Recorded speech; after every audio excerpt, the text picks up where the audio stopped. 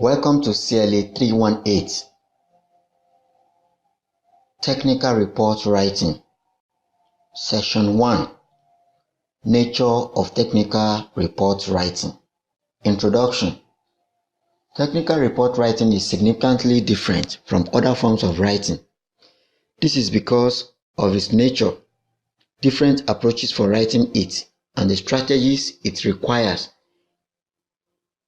In this lecture, we present the nature of approaches to and strategies adopted for writing effective technical reports. Learning outcome. When you have studied this session, you should be able to 1. Define technical report. 2. Discuss the possible effect of attitude on writing technical reports. 3. List and apply the guidelines for writing technical reports. Nature of technical report writing. By report writing, we mean a formal account of the proceedings, decisions, and conclusions of a person or members of some group of people who are charged with the responsibility of presenting a report or documentation on an assigned topic of interest and concern. By their nature, reports are distinctive and specialized. Reports are designed and packaged with a view to enabling an individual or group to make an informed decision or decisions. They are often structured and presented to facilitate the decision-making process of an organization. A report is expected to be an objective, authoritative document that recounts in a clear and readable manner the various dimensions of what is investigated or executed. It must be presented in a truthful and fair manner as possible.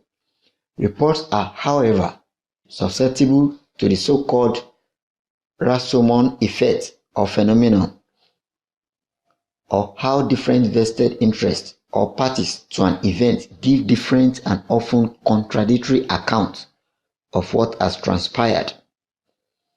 A factor that makes us aware that it is often difficult to find out the truth about what happened when questioning witnesses and parties involved in an incident. Objectivity is also often threatened, moderated, or even undermined by the way those who report on events interpret the evidence they elicit from witnesses or suspects. Nevertheless, we can and should make our report as truthful as possible by avoiding being lied to by suspects and witnesses involved in some incidents, as well as by avoiding injecting partisan perspectives into our interpretation of the information we obtain. Attitudes to reports. It is interesting and instructive to note that attitudes differ with regards to reports, particularly reports that are investigative in nature. Generally, however, report writing must be seen as a very serious, even scared responsibility. This is because our reports may provide the sole basis for far-reaching decisions that may determine the fate of others. The report writer needs not to worry, however, provided he has carried out his assignment with utmost sense of responsibility, objectivity, and fairness. Report writing tasks are usually assigned to men and women of considerable organizational writing experience, skills, and proven integrity. These are personnel with keen and balanced sense of judgment, whose evaluation of people, situations, and circumstances can be relied upon to make informed judgments. Classification and context of reports. Reports are verified as situations and circumstances, but for our purpose in this course, we will classify reports into 3 groups, though these are not necessarily mutually exclusive, nor are they exhaustive. Rather, the list is selective. Let us look at the parameters for classifying reports. Major classification and context of reports. The major classifications and context of reports are 1. Regular and routine reports, periodic reports and progress reports. 2. Occasional reports, disciplinary reports, situation reports. 3. Special reports, policy formulation reports, investigative reports, field trip reports, and proposal reports. Other criteria for classifying reports. Other criteria for classifying reports include 1. Source. Reports may also be classified according to source, authorized or voluntary.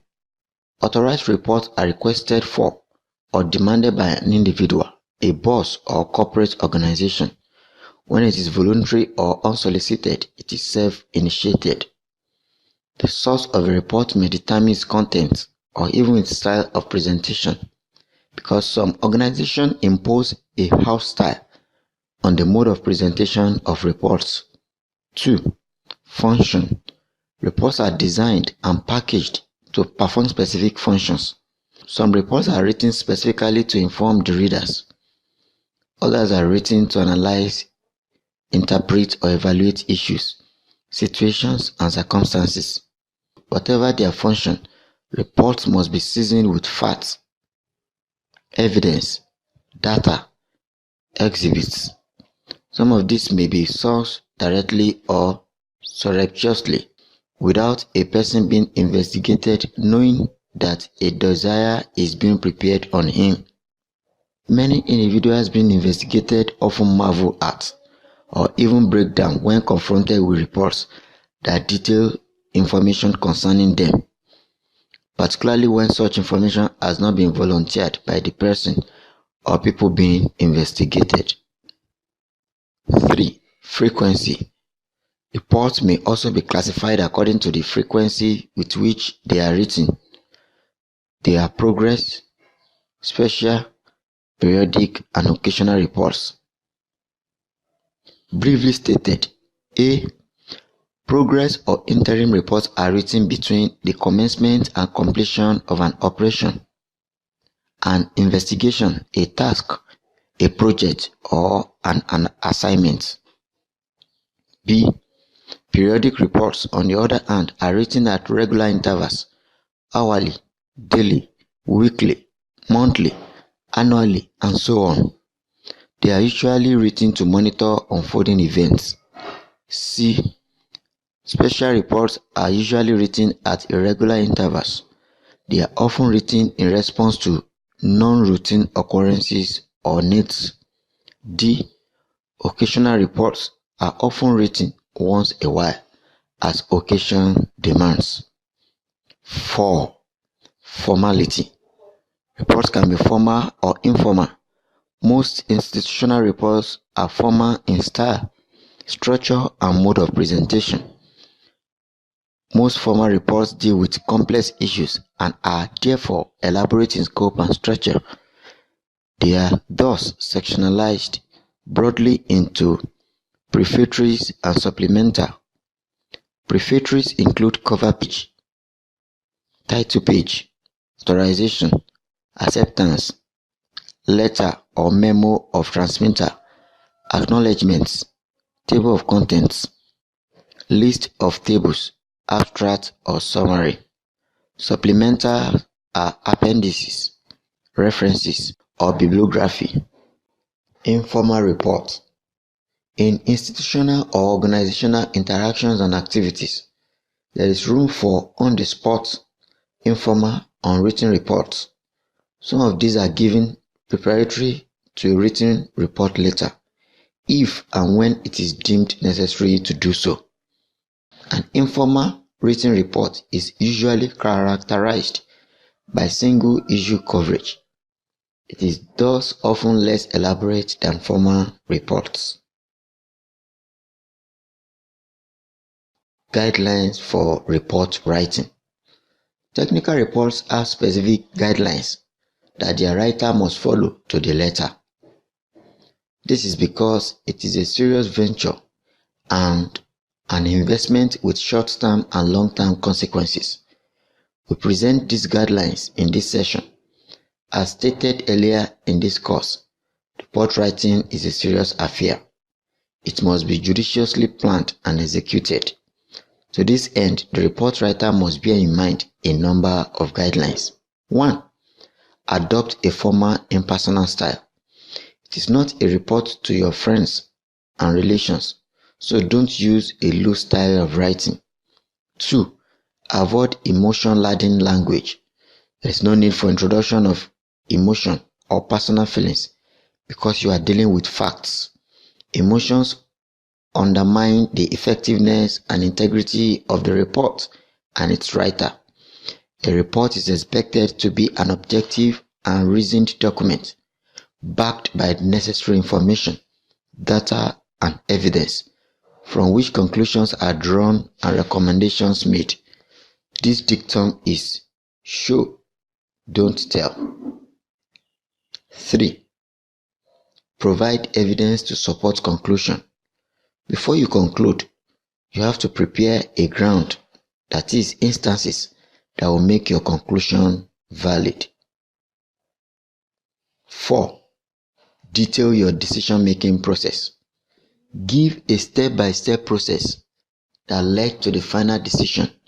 Don't merely jump into a conclusion without giving details. Readers are always looking for the procedure or methodology adopted in writing the report, and if you fail to describe how you arrived at your decision, you would have foisted that responsibility on your audience, who may need an awful lot of time to figure out how you arrived at your decision. Even when you offer a detailed explanation of how you did this, most people will still ask. 5. Be specific. General statements that cannot be supported by facts should be avoided. Be specific in details and choice of words. It is important that you maintain your focus and avoid making generalizations beyond the limit of your data or evidence. It is important that we shield ourselves from unnecessary attack and criticism. Use factual materials, statistical data, quotations from interested parties and oral evidence, as well as suggestions from trusted experts to make your case. Avoid platitudes, trite expressions, or cliché and generalizations. Study session summary. In this study session, you observe that reports usually deal with events, people, issues, problems, progress, or the lack of it, complaints, investigation, and outcomes. They are usually designed, constructed, and packaged with a view to enabling the receivers to understand and appreciate important organizational and executive decisions, operational and technical directives, policies, and procedures. We examined the specific guidelines that report writers must diligently adhere to in order to produce good reports that meet the universal standards. For example, the report writer must be formal, neutral, specific, and always provide verifiable evidence to support their conclusion. End of study session 1. Thanks for listening.